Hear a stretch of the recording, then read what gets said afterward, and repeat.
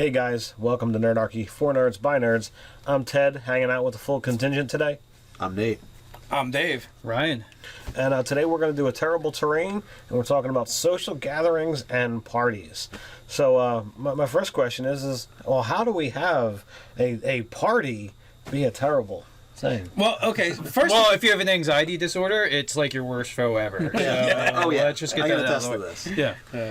so the first thing is you need your backdrop or your setting, Right. and it can happen in a castle, a mansion, on a yacht. You know, Where they at play a on a festival. boat. Yeah. So there's tons of backdrops that you can use. And then, again, like you said, how can you make it terrible? What can it be? Like What could possibly go wrong? What could possibly go wrong? Everything can go wrong. Perhaps you have to infiltrate a party to get to a noble you need to speak to, Or assassinate. or maybe it's a coronation for someone. Perhaps Or you assassinate. need- perhaps you need to distract someone, or perhaps you need some kind of diversion so that you can somebody can go assassinate them? steal something. Oh yeah. yeah. If maybe you need something that's there, and you're like, hey, a party is a great distraction area. And so, like, you could set it up in a way that, like, you have different encounter areas, but they're all, like, they don't have to all be, but for the most part, they're all social Exchanges. social exchanges, and it's all RP stuff. But then again, like, you can also set up like the equivalent of the social hazard. Faux pas. Yeah. That they have to avoid, and just like a lot of hazards, like if you can identify it, it's easy to avoid, and you know what it is. Like, maybe the Lady Margaret, if you start talking to her, you're going to be trapped talking to her for the rest of the night. She'll hold onto your arm to stop you from leaving. Yeah, and which in itself isn't that bad, but then it creates this delaying action that's keeping you from doing the actual goal of why you went to the party in the first place. Right. That's a good one.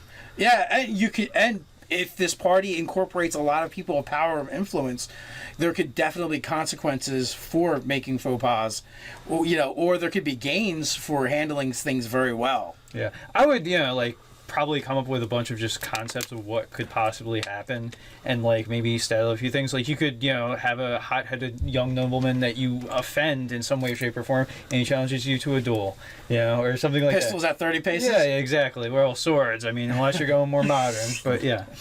So, I mean, you could come up with like a half dozen or 10 instances of things that could potentially happen, and kind of just see where your players go based on what the objective is. Absolutely. You could have, depending on the setting, you could have, basically side avenues that they could go check out, where there could be slightly more traditional encounters that could happen, away from the party, but very close at the same time. There's definitely instances that the party can be used to try and split the party as they go off in different directions and have to deal with different social interactions. You could have, as you're saying, stuff off to the side, but, what if there could be, deeper stuff going on? What if you, stumble into, some kind of, secret cabal or organization, or, you stumble into, oh my God, these guys are, taking some kind of illicit substance that nobody else really knows about. Or, for instance, what was it, the second Nolan Batman movie, where, the Joker crashes the campaign party for Two-Face, Harvey Dent. Right. Basically some sort of terrorist organization or something crashes the party, you have to deal with it, or you have some sort of magical thing happen where, everything becomes animated, Right. furniture and mimics and starts attacking everyone. So you can just have some crazy, shit just tilts and happens at the party. Yeah. It could just be like they was saying, the hazards of social interactions, and you could be there for information or just simply to observe the goings on in the court or whatever, to try and get different information from nobles who like to talk.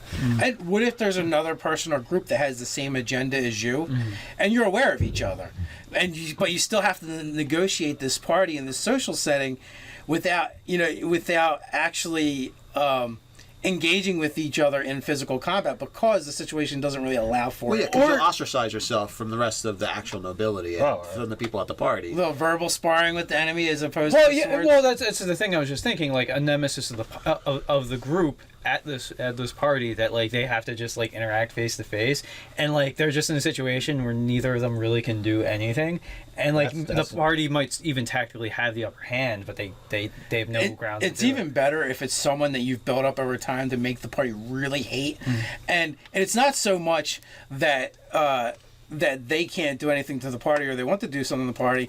That I would make it more like they're loving the fact that the party can't do anything because they're bound and constrained by the societal norms. yeah, and you know they're just smug and use it to basically rub it in the party's face. To make and then again, which creates the situation where the party will hate this villain even more. Plus, you absolutely have to give this villain an escape pod, something like a potion of invisibility, teleportation, whatever.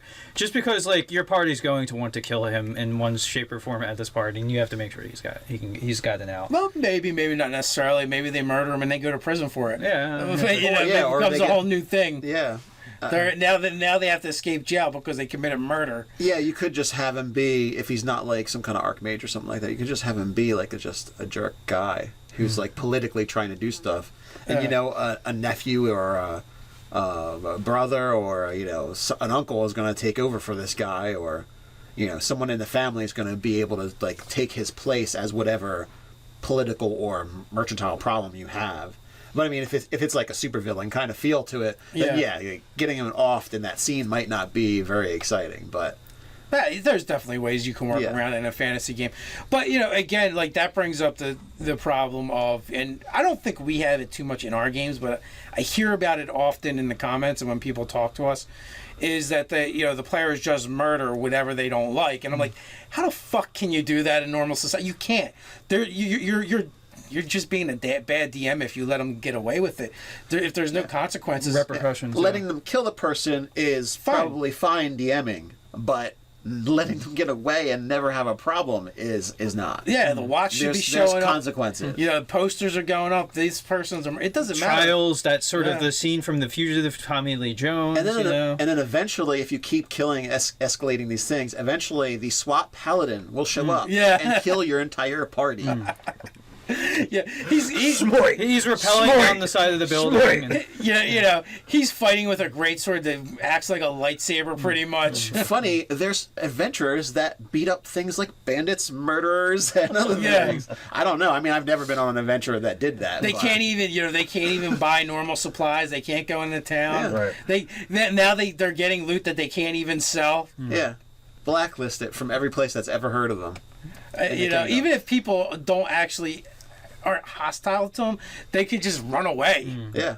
And then you will never be able to get into one of these social parties. ever Never. again. No. Your invite just gets lost in the mail. Band Pretty hammer. much. So, I don't know, guys. What do you think about using a social party as the backdrop of basically of your session? You know, using social interactions for the session as encounters. Let us know in the comments below while you're at it. Like, share, and subscribe. You can come to the party over on Facebook. You can head over to nerdarchy.com and check out the articles there. You can also head over to the store on nerdarchy.com and check out our stuff there. So until next time, Stay nerdy.